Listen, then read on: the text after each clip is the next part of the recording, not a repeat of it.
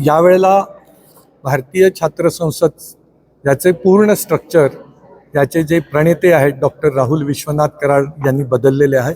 याचे 5 विभाग आहेत। एक आहे यूथ टू यूथ कनेक्ट, की जिथे विद्यार्थी प्रॉब्लेम आयडेंटिफिकेशन आणि प्रॉब्लेम सोल्युशन्स याचं ट्रेनिंग घेऊन काही प्रॉब्लेम्सवर सोल्युशन्स काढतील।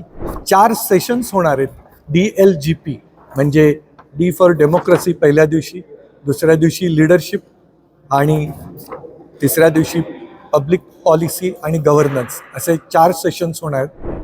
आपल्याला सांगताना हर्ष होतो आहे की 15वी भारतीय छात्र संसद ही 21, 22, 23 फेब्रुवारी 2026 रोजी MIT वर्ल्ड पीस युनिव्हर्सिटीच्या प्रांगणामध्ये होत आहे।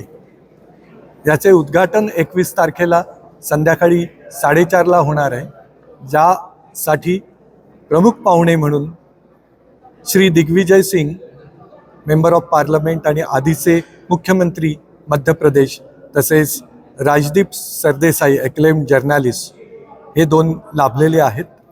ह्याचा जो व्हॅलिडिक्टरी सेशन होणार आहे त्यासाठी Shri Anurag Singh Thakur, member of parliament, doctor Sandeep Kumar Pathak जे आम आदमी पार्टीचे मेंबर ऑफ पार्लमेंट आहेत, आणि श्री शाहिद सिद्दीकी, चीफ एडिटर नई दुनिया आणि former member of parliament Rajya Sabha आहेत, हे येणार आहेत।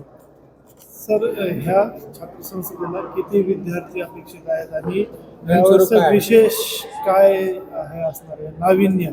कारण 15 वर्ष आहे, हो, अजून जरा यावेळेला भारतीय छात्र संसद याचे पूर्ण स्ट्रक्चर याचे जे प्रणेते आहेत डॉक्टर राहुल विश्वनाथ कराड यांनी बदललेले आहे। ते विद्यार्थ्यांना जास्त जोडण्यासाठी, जास्तीत जास्त विद्यार्थ्यांना ऐकून घेण्यासाठी अशा स्वरूपाचं असेल। याचे 5 विभाग आहेत। एक आहे यूथ टू यूथ कनेक्ट, की जिथे विद्यार्थी प्रॉब्लेम आयडेंटिफिकेशन आणि प्रॉब्लेम सोल्युशन्स याचं ट्रेनिंग घेऊन काही प्रॉब्लेम्सवर सोल्युशन्स काढतील।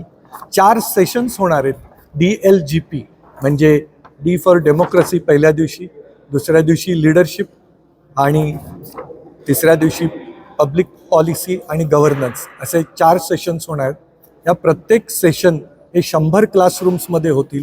बाहेरनं 100 एक्सपर्ट्स येतील, MITतले 100 प्राध्यापक, असे जॉईंटली पॅनल डिस्कशनमध्ये हा सेशन पुढे नेतील आणि प्रत्येक वर्गामध्ये 5 विद्यार्थी सुरुवातीला या DLGP बद्दल बोलतील।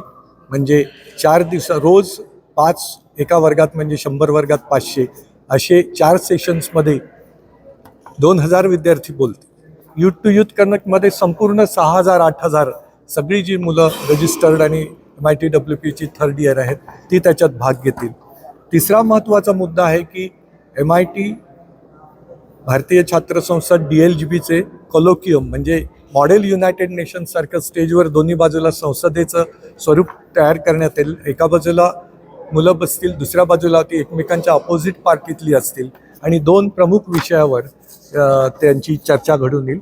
आणि त्याच्या पुढचा महत्त्वाचा बदल जो आहे की पॅव्हेलियन, 37 ते 40 पॅव्हेलियन्स असतील आणि DLGP किंवा डेमोक्रेसीबद्दल, लीडरशिपबद्दल, गव्हर्नन्सबद्दल, पब्लिक पॉलिसीबद्दल वेगवेगळ्या डिपार्टमेंटच्या विद्यार्थ्यांना काय वाटतं, इंजिनिअरिंगला काय वाटतं, फार्मसीला काय वाटतं, कम्प्युटर सायन्सला काय वाटतं, आर्ट्सला काय वाटतं किंवा मॅनेजमेंट सायन्सला काय वाटतं, असे पॅव्हेलियन्स तयार केले जातील।